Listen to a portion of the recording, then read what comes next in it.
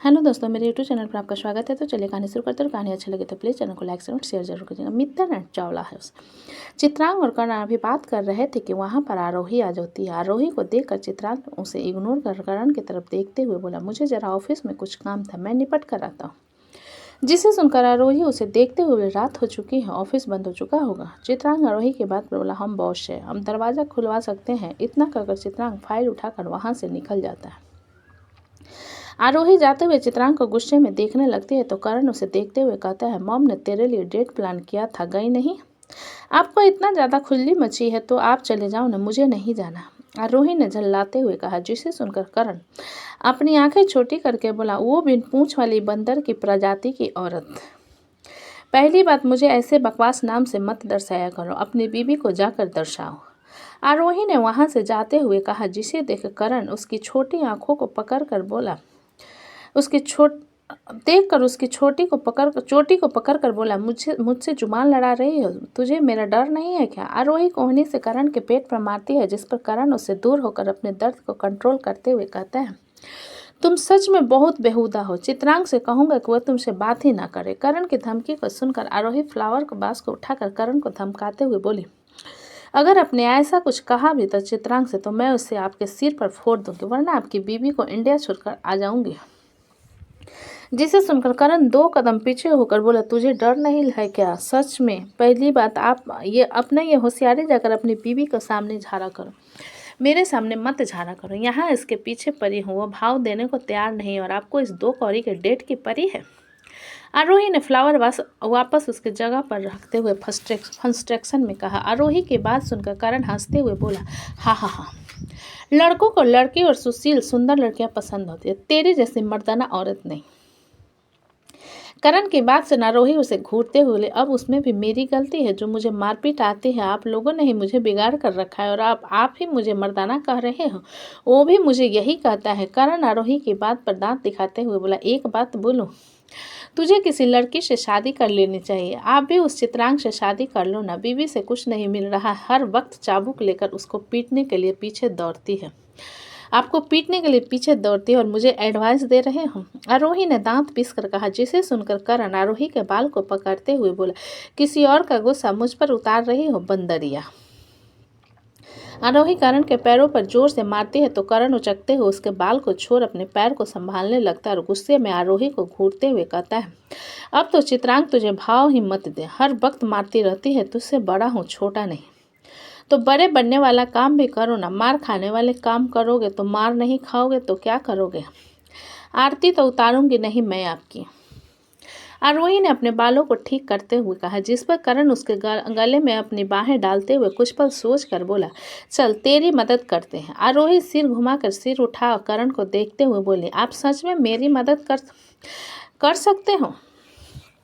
करण अपना सिर हिलाते हुए बोला, तो कर सकता हूँ, लेकिन बीबी के सामने हाथ पाँव जोड़ने पड़ेंगे। हाथ पाँव क्यों जोड़ना? एक कान के नीचे रपेटा मारना ऑटोमेटिक आपके सारे काम करेगी। आरोही ने मुंह बनाकर कहा। जिसे सुनकर करण उसके सिर पर थप्पड़ मारते हुए बोला, इसलिए तू लड़की जैसी नहीं लगती, समझी? आरोही मुंह बनाते हुए बोली, अब आप उसके सामने लेट जाओ या हाथ जोड़ो, मुझे कोई मतलब नहीं है, मुझे बस मदद चाहिए। लेकिन आप मदद किस मामले में करोगे? करण आरोही से थोड़ा सा दूर हो उसे ऊपर से लेकर नीचे तक देखने लगा। जिसे देख आरोही खुद को ढकते हुए बोली, यार बेशरम की तरह ठरकी वाले काम मत करो, बहन हूँ मैं आपकी। करण आरोही के गाल पर थप्पड़ मारते हुए, पागल औरत, मैं बस देख रहा था कि तू लड़की किस एंगल से लगेगी।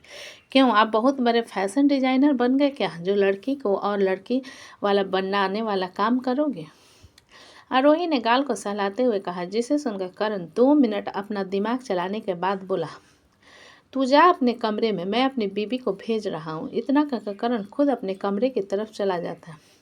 आरोही उसे जाता हुआ देखने के बाद खुद से बोली, अब ये बीबी से झगड़ा करेगा या खुद झगड़ा होकर आएगा? इतना सोचते हुए आरोही मुंह बनाकर अपने कमरे की तरफ चली जाती है। इधर करण अपने कमरे में पहुंचता है तो देखता है नित्या सोने के लिए रेडी हो रही थी। करण इधर उधर भंवरे की तरह घूमते हुए नित्या के सामने आकर खड़ा हो जाता है तो नित्या उसे देखती हुई कहती है, क्या हुआ? करण नित्या को घूरते हुए बोला, जरा तमीज से बात किया करो, ठीक है ना? नित्या खिसियानी मुस्कान के साथ करण को देखते हुए बोली, पतिदेव आपको कोई काम था मुझसे? करण अपनी मुंडी 2 बार हिलाकर बोला, हाँ मुझे काम नहीं था, मेरी बहन को काम था। सॉरी, मेरा मन नहीं है आपकी उस घमंडी बहन के लिए कुछ भी करने का। नित्या ने करण की बात पर सीधा ना करते हुए कहा, जिसे सुनकर करण नित्या को घूरते हुए बोला, क्यों तुम खुद को बहुत बड़ी ब्यूटिशियन समझती हो?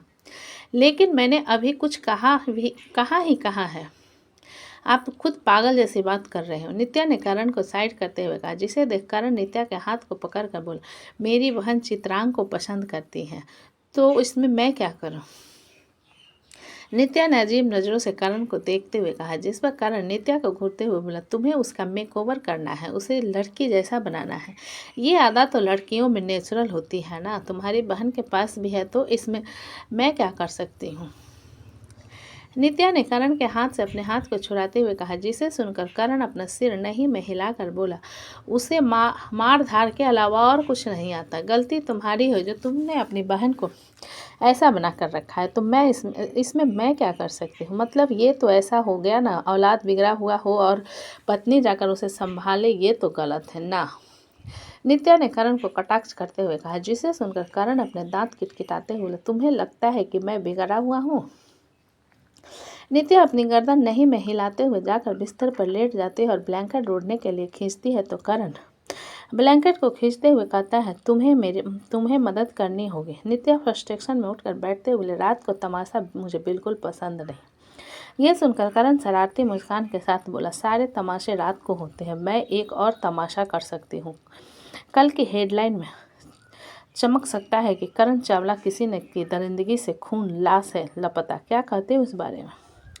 नित्या ने धमकाते हुए कहा। नित्या के बात पर करण फुल कॉन्फिडेंस के साथ बोला, तुम एक बार मुंह खोल कर तो देखो, मुंह तोड़ दूंगा तुम्हारा। बड़ी आई मेरा खून करने वाले, तुम्हारी तो नज़र पहले से ही मेरी जायदाद पर तुम्हारी आंखों में दिखता लालची औरत। जिसे सुनकर नित्या व्यंग भरी मुस्कान के साथ बोले, देखो तो जरा, भिखारी की तरह कौन मेरे जायदाद के पीछे पड़ा है और मुझे भिखारी और लालची कह रहा है। करण अपने दिमाग को झटकाते हुए बोला, यार मेरा दिमाग खराब मत करो, मुझे मदद की ज़रूरी है, तुम इधर का उधर बात मत करो, मैं मदद नहीं करूँगी, जो उखाड़ना है उखाड़ लो। नित्या ने सीधा सा जवाब दिया, जिसे सुन करण एक गहरी सांस भर नित्या को अपनी गोद में उठा लेता है तो नित्या उतारने की कोशिश करते हुए कहती है, करण मैं बता रहा हूँ, मेरा दिमाग मत खराब करो वरना मैं मार दूँगी तुम्हें। करण तेज कदमों से कमरे से बाहर जाते हुए बोला, हो बाद में मार लेना, फिलहाल मेरी बहन को तुम्हारी ज़रूरत है। जिसे देखकर नित्या इरिटेट होकर बोली, जब से इस पागल खाने में आई हूँ सबने मुझे पागल बनाकर रखा है, तुम्हारी पागल बहन और पागल तुम्हारी माँ बस सही सलामत है और किसी दिन तुम पागलों के साथ रहकर वो भी पागल हो जाएगी। करण नित्या के बात पर उसे धमकाते हुए बोला, अभी गोद में हो, उठाकर पटक दूंगा, कमर टूट जाएगी, बता रहा हूँ, दिमाग मत खराब करो। ये कहते हुए करण नित्या को आरोही के कमरे के पास ला चुका था। नित्या एक नज़र कमरे को देखने के बाद करण को घूरते हुए बोली, अब उतारोगे या सीधा बेड तक ले जाने का इरादा है? वो तो है, लेकिन तुम ले जाने नहीं देती तो क्या कर सकते हो? फिलहाल के लिए मेरी बहन को रेडी कर दो, करण ने आंखें टिमटिमाते हुए कहा। जिसे देखकर नित्या अपने मुंह पर हाथ रखते हुए, मैं मजाक नहीं कर रही हूँ, तुम्हें ऐसे देखकर मुझे सच में उल्टी करने का मन करता है। करण नित्या को घूरने के बाद उसे लाकर आरोही के बिस्तर पर पटक देता है। आरोही जो कि कॉफ़ी टेबल पर बैठी टेबल लैपटॉप में उंगलियां चला रही थी, अजीब नज़रों से करण को देखते हुए बोली, यार अगर आपको कुछ वाइल्डनेस टाइप करना है तो अपने कमरे में जाओ ना, मेरे कमरे में ये सब क्यों कर रहे हो? करण आरोही के बात पर अपने दांत पीसते हुए बोला, तुझे नज़र नहीं आ रहा है, मेरी बीवी को ज़बरदस्ती लेकर आया हूँ तुझे रेडी करने के लिए। नित्या उठकर बैठ अपने नाइट ड्रेस को ठीक करते हुए आरोही को देखकर बोली, डेट पर जा रही हो या फिर सुहाग रात मनाने के लिए जा रही हो? जिसे सुनकर आरोही करण की तरफ देखकर बोली, अपनी बीवी को उठाकर अपने साथ लेकर दफ़ा हो जाओ, मुझे नहीं चाहिए इसकी मदद, ये गंदी गंदी बातें करती हैं यार। जिसे सुनकर करण आरोही को समझाते हुए बोला, बहन भाभी और ननद के बीच में थोड़ी बहुत नोक-झोंक होती रहती है, तू ज़्यादा होशियारी मत झाड़ना। ये सुनकर आरोही एक नज़र नित्या को देखने के बाद मुंह बनाते हुए बोली, मुझे नहीं चाहिए यार इसकी मदद, ये गंदी तरीके से घूरती है मुझे। आरोही की बात पर करण नित्या को देखते हुए बोला, तुम मेरी बहन को क्यों घूर रही हो? नित्या अजीब नज़रों से उन दोनों को देखते हुए बोली, मैंने इससे भी ज़्यादा सुंदर लड़कियां देखी हैं, उन्हें नहीं घूरा मैंने। इस लड़की कम मर्द ज़्यादा लड़के को देखोगी? आरोही रोने जैसा चेहरा बनाकर करण की तरफ देखकर बोली, देखो आपकी बीवी भी वही कह रही है। करण आरोही की आंखों को दिखाने के बाद नित्या को घूर कर बोला, तुम्हें जो करने के लिए लेकर आया हूँ वो करो ना। नित्या बिस्तर से उतरते हुए वहां से जाने लगी, जिस पर करण उसके हाथ को पकड़ कर बोला, प्लीज़ कर दो। नित्या हल्का सा मुस्कुराहट करण से हाथ छुड़ा कर बोली, अब लड़की जैसे कुछ कपड़े तो लाने होंगे न, जो कि तुम्हारी बहन के पास तो है नहीं, वही लेने जा रही हूँ, चलो मेरी मदद करो। करण नित्या के बात पर चमकती आंखों से उसे देखते हुए अपना सिर हिला देता है और उसके पीछे पीछे कमरे की तरफ चला आता है। नित्या कुछ ड्रेसेस जिन्हें उसने इस्तेमाल नहीं किए थे निकाल लेती है और मेकअप के सारे सामान लेकर आरोही के कमरे में आ जाती है। करण नित्या के पीछे पीछे कमरे में आ जाता है तो नित्या हेयर कलर करण की तरफ उछाल कर कहती है, इसे कटोरी में डाल कर लाओ, तुम्हारे बहन के बालों में लगाना है। आरोही कलर को देखते हुए बोली, ये तो लिक्विड ब्लैक कलर है ना? नित्या अपना सिर हिलाते हुए बोली, हो, तुम्हारे घोंसले जैसे बालों को खूबसूरत बनाने के लिए। जिसे सुनकर आरोही करण की तरफ देखते हुए बोली, आपकी बीवी मेरी बेइज्जती कर रही है, अगर तुझे चित्रांग को पटाना है तो थोड़ा बहुत तो ये सब बर्दाश्त कर ले, वरना मैं इसे भी लेकर चला जाऊंगा और तेरी मदद भी नहीं करूंगा। करण ने धमकी दी, जिस पर आरोही मुंह बनाते हुए चुपचाप बैठ जाती है। करण कुछ देर में उसे लिक्विड को मिक्स करके ले आता है तो देखता है आरोही के चेहरे पर फेशियल मास्क लगे हुए थे। करण आरोही को देखते हुए नित्या की तरफ देख कर बोला, तुम ऐसे मेरे लिए रेडी क्यों नहीं होती? नित्या करण को इग्नोर करके अपना हाथ आगे बढ़ाकर बोली, दो। करण अपने हाथ में पकड़ी कटोरी नित्या के हाथ में देकर बोला, अरे मैंने पूछा उसका जवाब दो। नित्या आरोही की तरफ इशारा करते हुए बोली, ये अपने बंदे को पटाने के लिए रेडी हो रही है और मेरे पास तो ऑलरेडी हस्बैंड है, उसे पटाने की जरूरत नहीं है। अगर मैं बदसूरत रहूंगी तो भी उसे मेरे साथ ही रहना है, इसलिए मैं रेडी नहीं होती। नित्या के बात पर करण मुंह बनाकर बोला, मतलब पहले मुझे तुम्हें पटाना चाहिए था, लेकिन मुझे नक्चरी लड़कियां नहीं पसंद है, तो मुझे तलाक कब दे रहे हो? नित्या ने एक्साइटमेंट में उसे देखते हुए पूछा, जिसे सुनकर करण उस पर गुस्सा करता, जिससे उससे पहले ही आरोही उसे देखते हुए बोली, मेरा काम होने दो, उसके बाद आप लोग होते रहना। करण आरोही के बात पर नित्या को घूरते हुए जाकर सोफे पर बैठ जाता और नित्या भी उसे इग्नोर करके अपना काम करना शुरू करती है। रात का वक्त सारंग विला में महक मृत्युंजय के लिए दूध लेने आई हुई थी। सब लोगों का डिनर हो चुका था, तभी उसे शिवराज और नीलिमा आते हुए नजर आते हैं। उन दोनों को देखकर महक नीलिमा से बोली, चाची आप लोगों ने डिनर कर लिया है? नीलिमा महक के बात पर अपना सिर हिलाते हुए बोली, हम लोग बाहर डिनर करके आए हैं और हम अपने कमरे में जा रहे हैं, बाय। इतना कहकर नीलिमा और शिवराज बिना महक पर ध्यान दिए अपने कमरे की तरफ चले जाते हैं।